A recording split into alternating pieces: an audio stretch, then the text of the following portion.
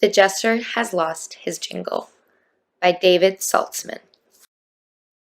Our story begins quite removed in a castle far away. Our story unfolds, unfortunately, on a very unfortunate day. You see, this morning when the world awoke, no one was any mood to joke. But one was still happy and bubbled with joy, for he played with life as you play with a toy.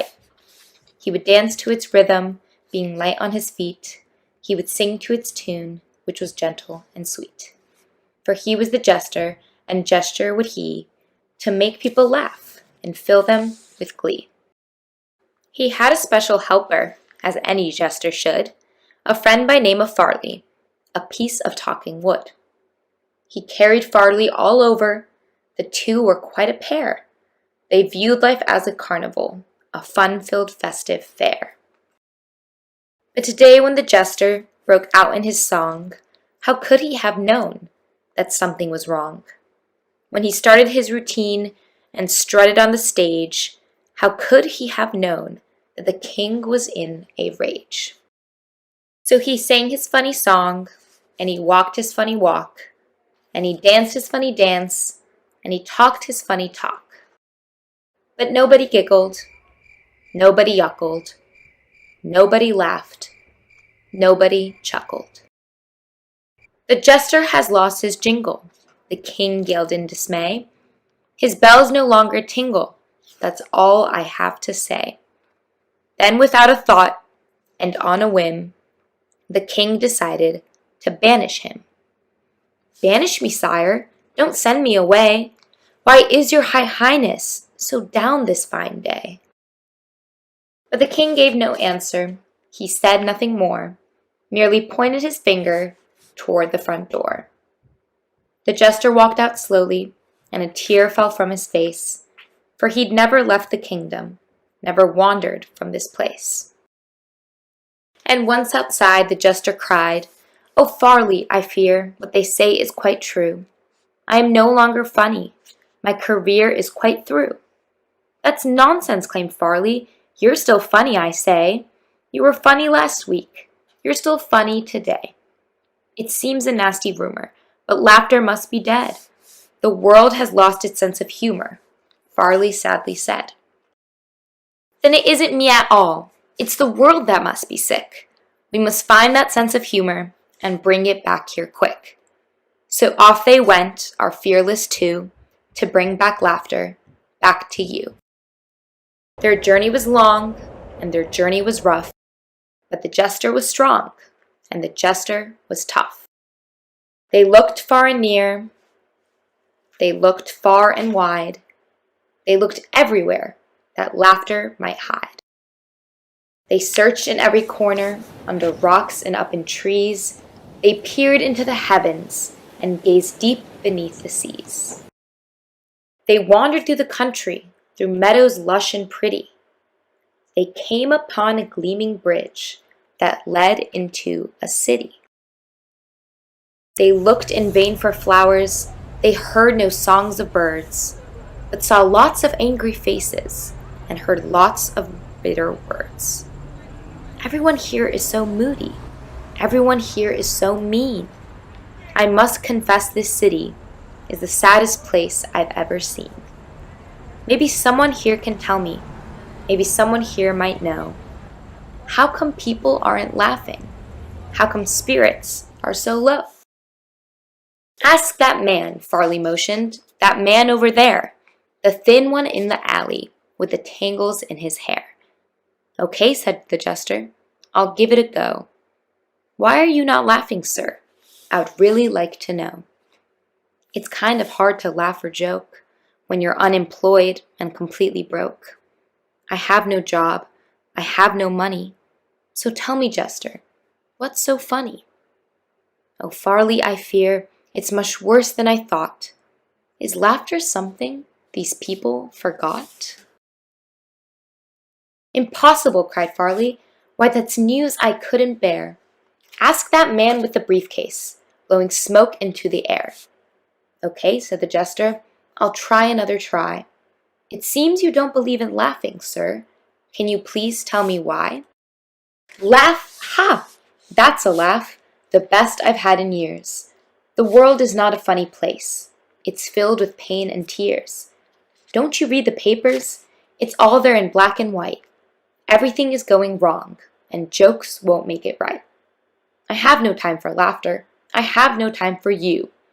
I'm sorry that's the way things are. There's nothing you can do. Don't believe him, Farley said. We know he must be wrong. Our search for laughter must continue. Time to move along. The jester looked up to the sky as he let out a woeful sigh. He fought back tears and shook his head, then with determination said, There must be someone somewhere with a smile upon their face. There must be someone cheerful in this cold and lonely place. Say, look at that tall building. Perhaps we'll find the answer there. It's up to us to make a difference. It's up to us to care. What of her? Asked Farley, that little girl in bed, the one who looks so fragile, with a bandage on her head. Hello, little girl, the jester said. My, how do you do? I wonder if you can tell me, how come laughter's not with you? The little girl looked up, and her eyes were opened wide. She turned slowly to the jester, and she quietly replied, Here I lie, I have a tumor, and you ask me where's my sense of humor? I've been very sick. I'm so tired of trying. I don't feel like laughing. I just feel like crying. Sometimes I feel like crying too, the jester whispered in her ear. But instead of letting teardrops fall, I make them disappear. Whenever I feel like crying, I smile hard instead. I turn my sadness upside down and stand it on its head. When I get sad or lonesome, or when I get depressed, that's when I sing my loudest and dance my very best. So won't you try it, little girl? Won't you laugh with me? We'll start off very slowly with a tiny tee-hee-hee. So he sang his funny song, and he walked his funny walk, and he danced his funny dance, and he talked his funny talk.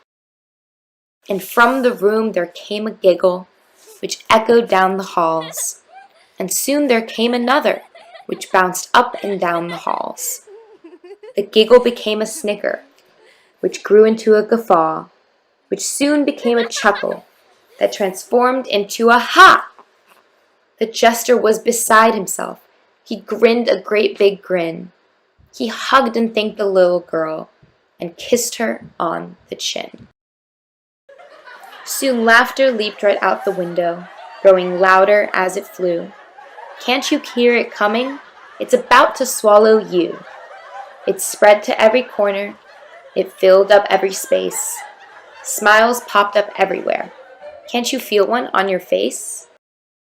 As the jester ran back to the kingdom, he carried rainbows in his hand. And as people started laughing, colors spread across the land. He leaped into the palace and he hugged the king and queen. He said, "Oh, my high highness, you won't believe what we have seen. Laughter isn't missing. Why, it isn't even dead. Farley and I have found it," the jester proudly said. "We found where it's been hiding. We've discovered where it's been. It's hiding inside of everyone. It's buried deep within. Laughter's like a seedling, waiting patiently to sprout. All it takes is just a push to make it pop right out. Don't keep it imprisoned or locked out of sight. Quickly release it. It won't hurt or bite." So the king said, "I'll try it. I'll give it a go." And all of a sudden, out popped a hoe. "That's it," yelled the jester. "Just let it flow." And it flowed, and it flowed, and it flowed. And soon everybody started giggling. Everybody started yuckling. Everybody started laughing. Everybody started chuckling. "My jester, you have done it," said the king. "You've saved the day. You've brought back love and laughter and helped us find the way."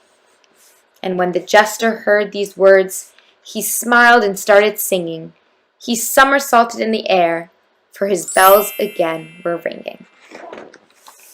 So when you're feeling lonely, or sad, or bad, or blue, remember where laughter's hiding. It's hiding inside of you.